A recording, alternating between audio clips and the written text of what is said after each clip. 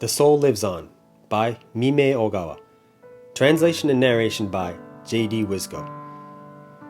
People of long ago once compared the passage of days to the flow of a river, and indeed, time is constantly disappearing off to somewhere. At each point in time, we experience something, whether it be joy or sadness, but all that matters is that instant, and before long, that too is forgotten. Certainly a time will come when even this story is considered nothing more than a fairy tale. My older brother loved music and even liked to play the harmonica. When he went to the coast, he would sit upon the sand and gaze out at the turbulent blue-green ocean while playing his harmonica happily. He would play sometimes with an air of innocence, and sometimes with a sense of yearning for something unfathomably distant. But on these days, the sky didn't always burn beautifully like a flower. On some days, gray clouds hung dangerously low in the sky, and a storm bellowed out loudly.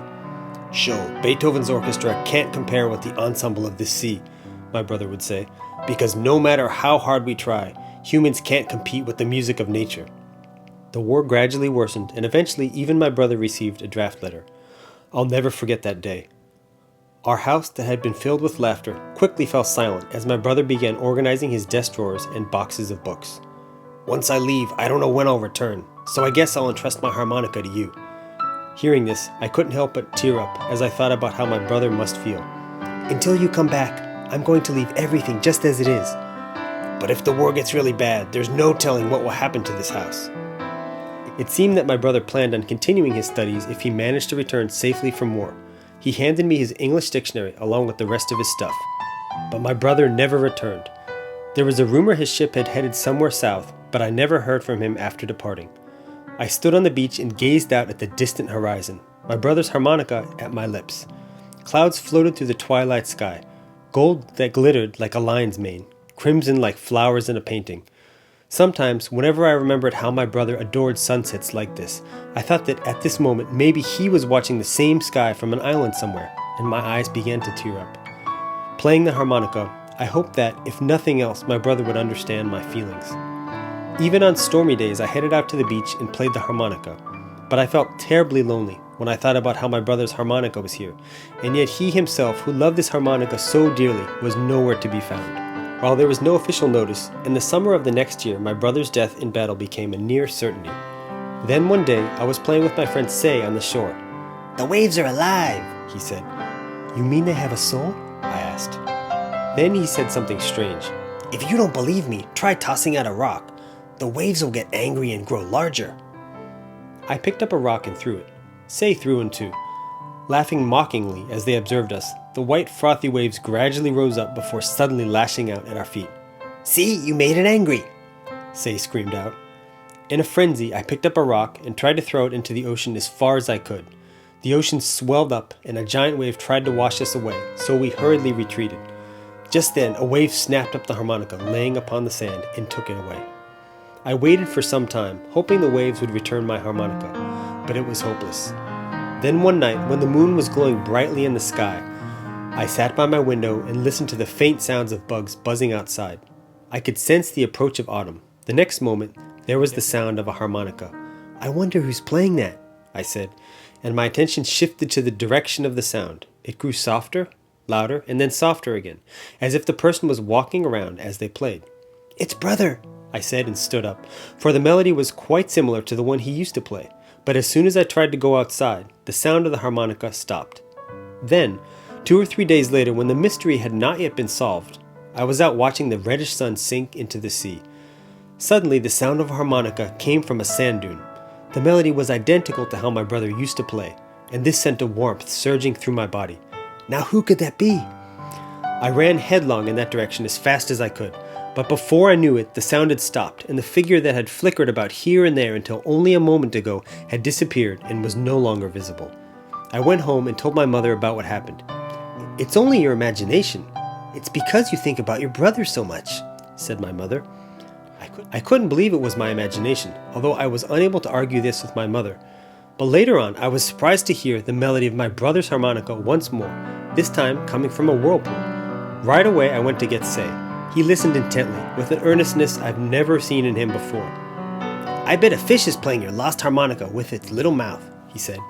Even after that, there were times when I stood on the beach and stared vacantly out at the ocean.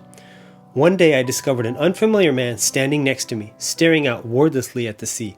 His face was tanned darkly from the sun, and his eyes seemed to bulge out, giving a somewhat frightening appearance. I remembered how once at a temple I'd seen a wood statue of a Buddha with a similar shape. Thinking that speaking with a soft voice wouldn't anger the man, I said, "Mister, what are you looking at?" He didn't get angry. Instead, he looked at me with a friendly smile.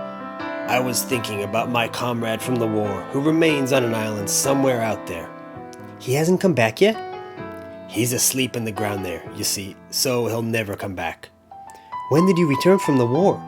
I couldn't help but think about my brother. "It's only been a month.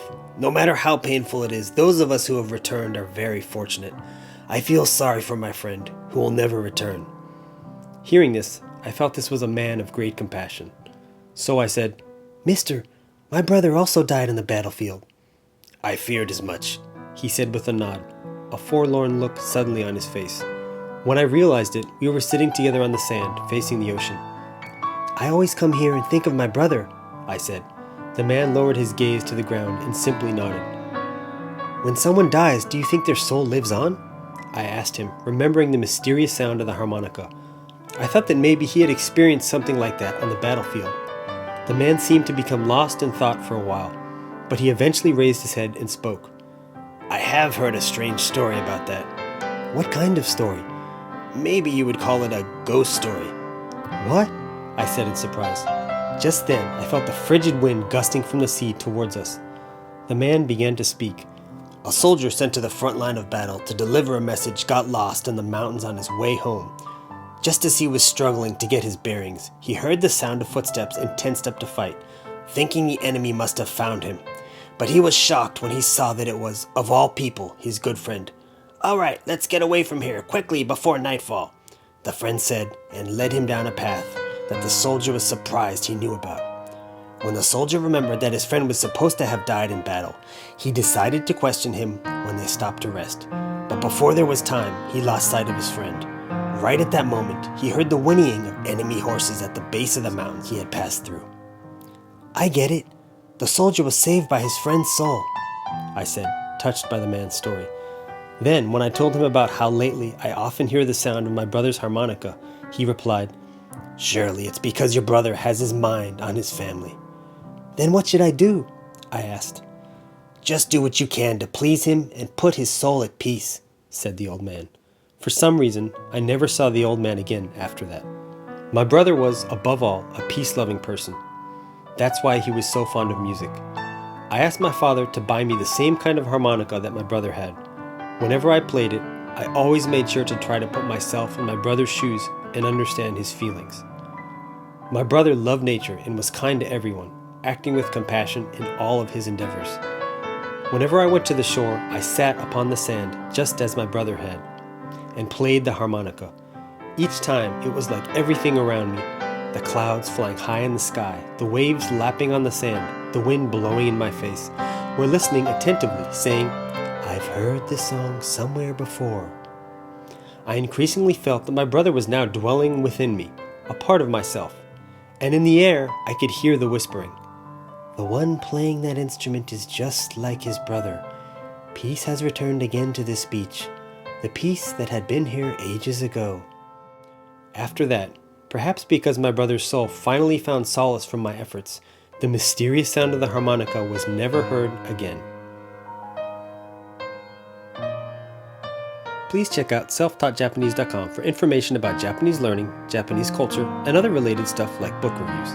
You can also find information about books translated and published by J.D. Wisgo. Thanks for listening.